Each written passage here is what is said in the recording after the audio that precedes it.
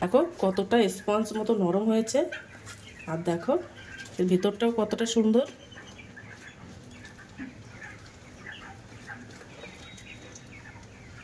Hello বন্ধুরা, তো আমি আজকে আবার অন্যদিনের মতো নতুন একটা রেসিপি নিয়ে এসেছি। আজকে রেসিপি হচ্ছে বান ধোসা। তো চলো আমি রেসিপিটা শুরু করি। প্রথমে দেখো আমি একটা মিক্সার জার নিয়ে নিয়েছি, আর এই ধোসাটা বানানোর জন্য আমার সুজি লাগবে। তো দেখো আমি এই বাটির এক বাটি সুজি নিয়ে নিয়েছি, এর মধ্যে 100 গ্রাম সুজি আছে। তো আমি সুজিটা মিক্সার গ্রাইন্ডারের মধ্যে দিয়ে দেব। আর ওই বাটির আমি হাফ বাটি টক দই নিয়ে নিয়েছি, তো টক দইটা আমি দিয়ে দেবো মিক্সার জারের মধ্যে। ওর মধ্যে হাফ চামচেরও কম লবণ দিয়ে দেব, চামচ মতো চিনি দিয়ে দেব, অল্প একটু জল দিয়ে দেব। এবার আমি মিক্সার করে নেব। এবার আমি এই সুজিটা ভালোভাবে মিক্সার করে নেব। সুজিটা দেখো একদম ভালোভাবে মিক্সার করে নিয়েছি। আর আমি সুজির ব্যাটারটা গামলা বাটির মধ্যে ঢেলে নেব। দেখো টেক্সচারটা কেমন হয়েছে।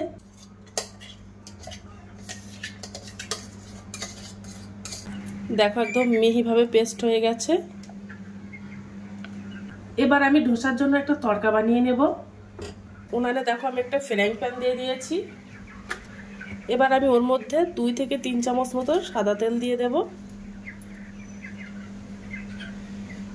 তেলটা গরম হয়ে গেছে, ওর মধ্যে আমি হাফ চামচ মতো সরিষা দিয়ে দিলাম, হাফ চামচ গোটা জিরা, চামচ মৌরি, আর হাফ চামচ মতো ছোলার ডাল।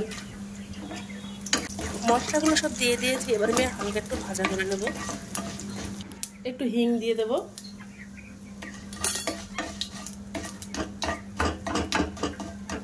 মশলাটা হালকা ভাজা ভাজা করে নিয়েছি। এবার দেখো আমি আগে থেকে কাঁচা লঙ্কা কুচিয়ে রেখেছিলাম 5 থেকে 7টা, সেই কাঁচা লঙ্কা কুচানোটা দিয়ে দিলাম। আর এই কাঁচা লঙ্কা কুচানোটা দিলে কিন্তু এই ধোসাটা খেতে অসম্ভব মজাদার লাগে, তার জন্য দিয়ে দিলাম। এবার আমি কাঁচা লঙ্কাটা হালকা ভাজা করে নেব।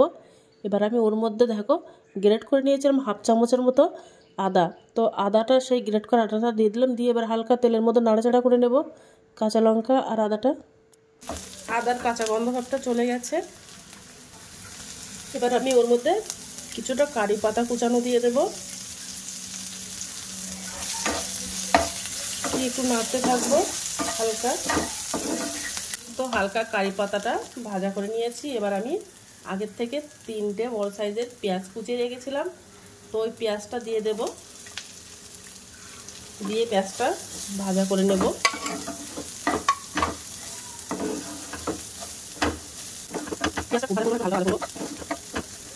পেঁয়াজ কুচানোটা একটু বেশি করে দিয়েছি।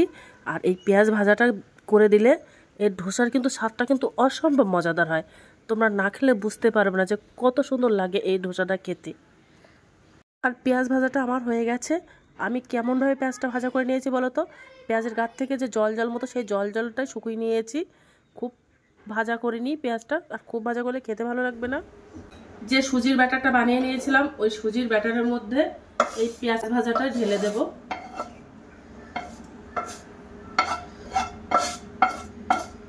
তোমরা তো অনেকে অনেক রকম ধোসা খেয়েছো, তো এই ধোসা খেয়েছো কিনা বলতে পারবো না। এই ধোসাটা দেখতে যেমন সুন্দর, খেতেও কিন্তু অসম্ভব মজাদার। এবার ভালো করে মিশিয়ে নেব। তো ব্যাটারের মধ্যে আমি আরেকটু জল দিয়ে দেবো, একটু ঘন মতো লাগছে তার জন্য। ব্যাটারটা একেবারে খুব হালকাও না, একেবারে খুব ঘনও করবো না, এমনভাবে বানিয়ে নেব।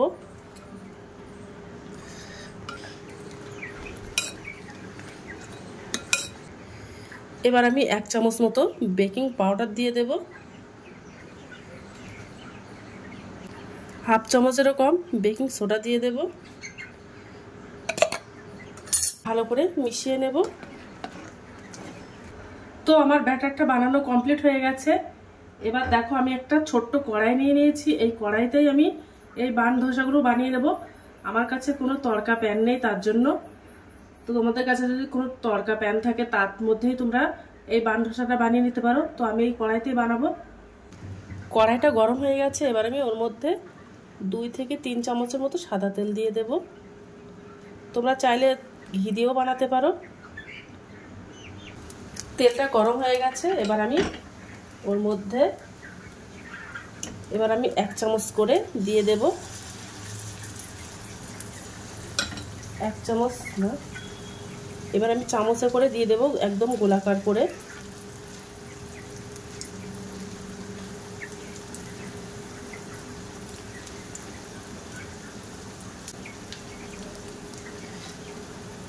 এবার আমি একটা ঢাকনা চাপা দিয়ে দেব।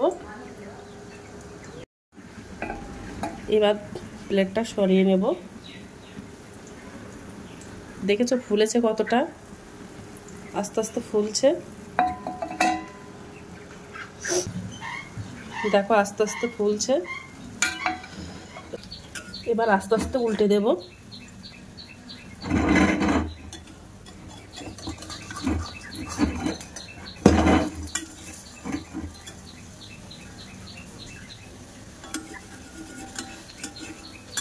দেখো উল্টো সাইডটা কতটা সুন্দর হয়েছে।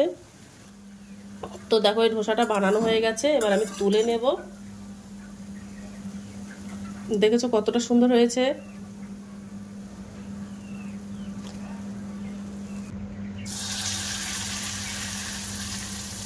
ঢাকনা চাপা দিয়ে দেব।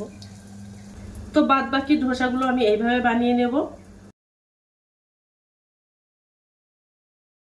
তো দেখো আমার ধোসাটা বানানো হয়ে গেছে, আর এই ধোসাটা কিন্তু ব্রেকফাস্টের জন্য খুব ভালো। আর এই ধোসাটা বাদামের চাটনি বা ধনেপাতার চাটনি, যে কোনো চাটনি দিয়ে খেতে পারো। তো আমার কাছে ওই চাটনিগুলো নেই বলে আমি আজকে তেঁতুলের চাটনি দিয়ে আজকে এটা পরিবেশন করব। আর ভিডিওটা ভালো লেগে থাকলে আমার চ্যানেলে একটা লাইক, কমেন্ট, শেয়ার এবং সাবস্ক্রাইব করে দেবে। তো টাটা, বাই বাই, সবাই ভালো থাকবে, সুস্থ থাকবে।